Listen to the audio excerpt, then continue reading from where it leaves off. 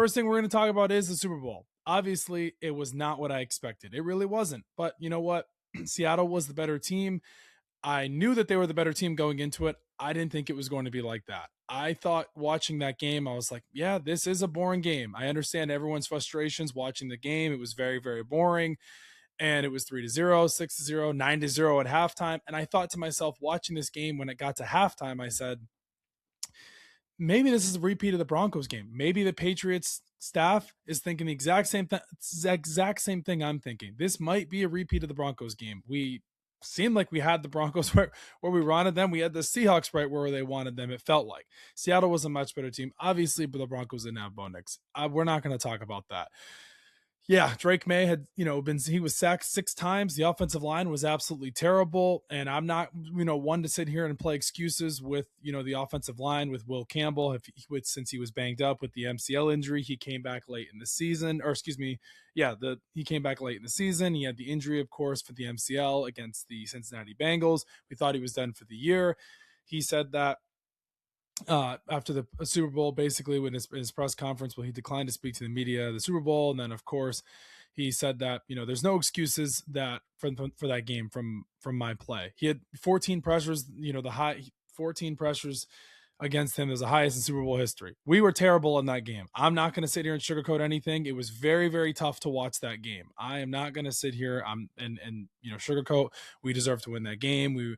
If we would have played better. No, they were the better team. It was very, very tough to watch. It really was. I don't know how many times I can say it. Yeah, of course, as a fan, I was really disappointed watching that game. You work all year to get to the Super Bowl and you put out a lousy performance like that. And of course, people are going to sit here and say the schedule narrative. They didn't deserve to be there. They're very lucky that Josh Allen got knocked out and no Bo Nix and no Mahomes, no Lamar. It's like the Patriots deserve to be in that game. They were neck and neck with the Seahawks the entire game, most of the game, other than, of course, the fourth quarter.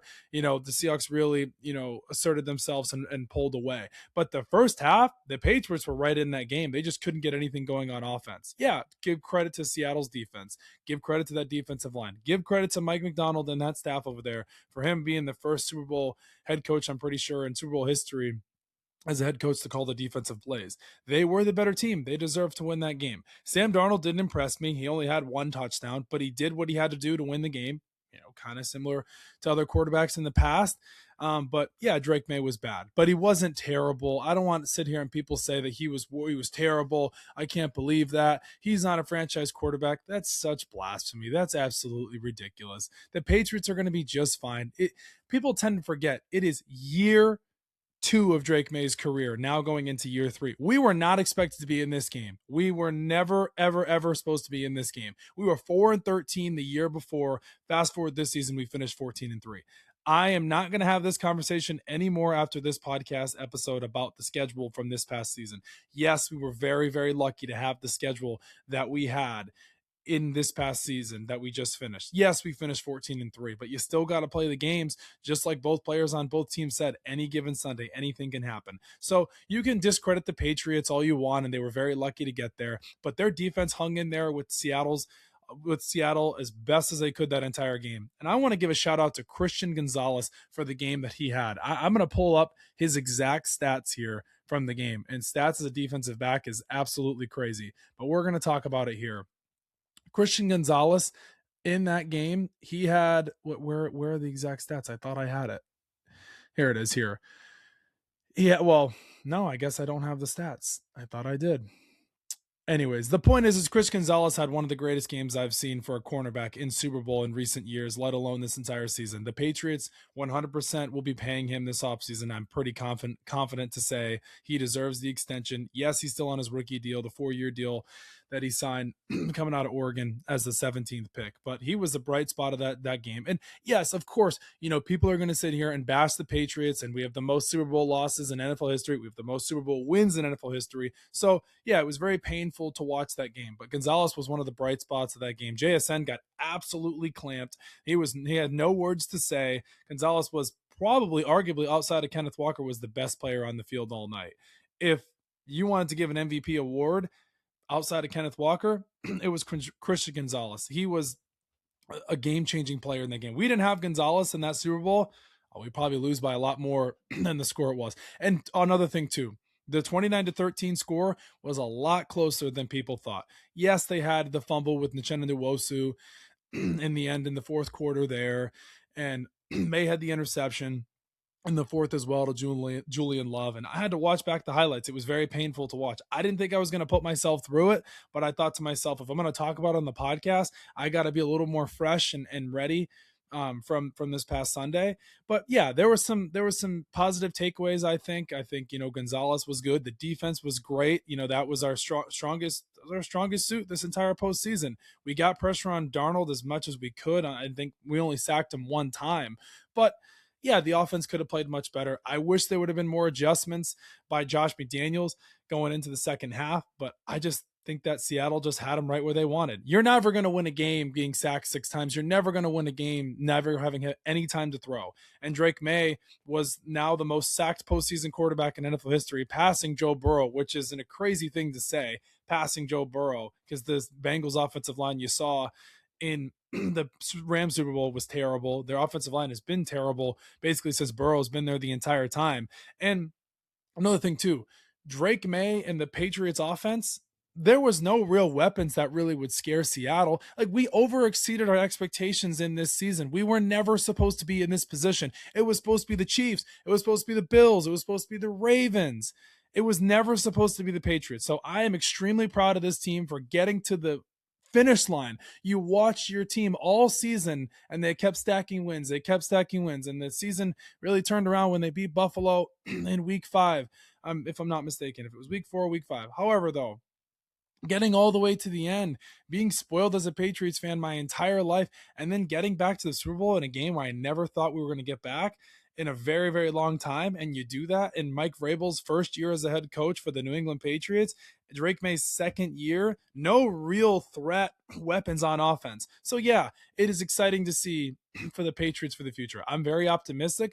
I think the future is very bright in New England. And I think Jason Tatum, I think Drake Maye just had his Jason Tatum 2022 NBA Finals moment. I really do. I think he's only going to learn from this opportunity that he just had. You never know if you're ever going to get back, but I'm very confident to say that I think the Patriots will be back. I don't know if it's going to be next year, but he'll definitely get to the Super Bowl again in his career. He's a very talented quarterback. He's only going to learn from this. And I'm not going to sit here and make excuses that Drake Maye's shoulder wasn't 100%. If it was 100%, we would have won that game. No, Seattle was the better team. They deserved to win that game. They're a more complete team. They were more experienced. And yes, of course I was confident going into that game. Why wouldn't I be? It's the Patriots. It's my team. Obviously, I knew we were going to be up against it. But listen, I give Seattle credit. Sam Darnold, awesome season for him. First Super Bowl winning quarterback from the 2018 class to win a Super Bowl. Was doubted. Niners, Jets, Panthers, and finds himself for the Vikings. They get rid of him last year. They say, nope, JJ McCarthy's the guy. See you later, Sam. And then he turns around this season and he has an amazing comeback story. So I love comeback stories in the NFL. I'm a 27-year-old adult. I've seen a lot of success from the New England Patriots in my lifetime. I was writing down on paper how many Super Bowls they went to in my teen years. We went to the Seahawks. We had the Seahawks one. We won that one. Then we had the Falcons one, Eagles one, the Rams one. That's 4 Super Bowls right there. And Seahawks, Falcons, Rams, Eagles, and then you had the 2 Giants ones. So that's 6 Super Bowls right there, if I'm not mistaken. Or yeah. So anyways, the point is I'm very lucky to witness all the Super Bowls. Like, another thing too, if your team wasn't in the dance, you don't get to talk. You don't get a seat at the table. There's only one winner at the end of the day in sports as it is, right? If you played sports, you quite frankly understand that you win and you lose. You're not going to win every single year. And of course, people are going to be salty. Another thing too, Jets fans, you don't get the right to claim Sam Darnold because you guys wrote him off. You let him go. So Jets fans, we won the Super Bowl too, and Patriots hate. We love watching the Patriots lose. It's like, we have 6 Super Bowls, and some of these teams that are talking with fans, you've never even experienced a Super Bowl, so you have no room to talk. And they were only good because of Tom Brady. Can't say that because we got to the Super Bowl. And yeah, at the end of the day, there's only one winner. So people can sulk and cry and listen. Patriots aren't going anywhere. They just put themselves officially back on the map. Yes, we have a much harder schedule next season, but I'll tell you this, May is only going to learn from this. The team's only going to get better. We've got $42 million in cap space. And I can tell you this around the league, other players are going to want to play with Drake Maye because of the quarterback that he is. He just finished second in MVP voting in his second year. So, listen, hats off to the Seahawks on a great season. They just lost Clint Kubiak as well. They'll probably be back there. I don't think they'll win it next year. It's so hard to repeat, but they deserve to win that game. That's really kind of how I really feel about it more than anything. I was just very happy for us to be there. Shout out to Kenneth Walker for winning Super Bowl MVP, the first running back, I'm pretty sure, I'm pretty sure I know this, first running back since Terrell Davis to win it too. So, and I thought it was a good game. I enjoyed it for the most part. It was painful in the end, of course. I thought at the end that maybe there was a chance when it was 19-7. May threw that beautiful throw to Matt Collins. That was flashes of earlier from this season. And then, of course, he had the ugly interception to Julian Love. And that was painful to watch. But I thought they were still in it at the end. I had some sort of confidence. I just believed that, I wasn't writing them off just yet. But Seattle was the better team. Had good credit to them. They got their revenge on us Seahawks fans out there. A couple of my friends are Seahawks fans, but you know what? I'm just so proud of the Patriots for the season that they just had. From 4-13 the year before to finish in 14-3, winning the AFC East, which most people didn't think, beating out the Buffalo Bills to winning that division, to getting to the AFC Championship, then to the Super Bowl. And yeah, okay, they had a Mickey Mouse postseason run. It's like, no, you play the teams in the playoffs. Like, that's a bunch of garbage. Like, the Drake Maye and the Patriots just went up against it.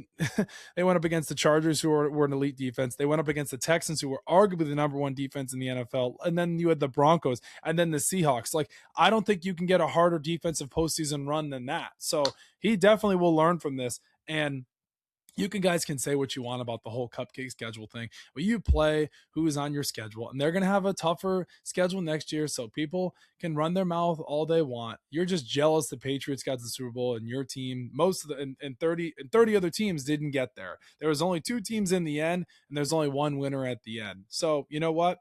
Other fans out there for other teams, some teams that I don't even have to mention, you have never even sniffed a Super Bowl. So you don't even get you don't get a seat at the table.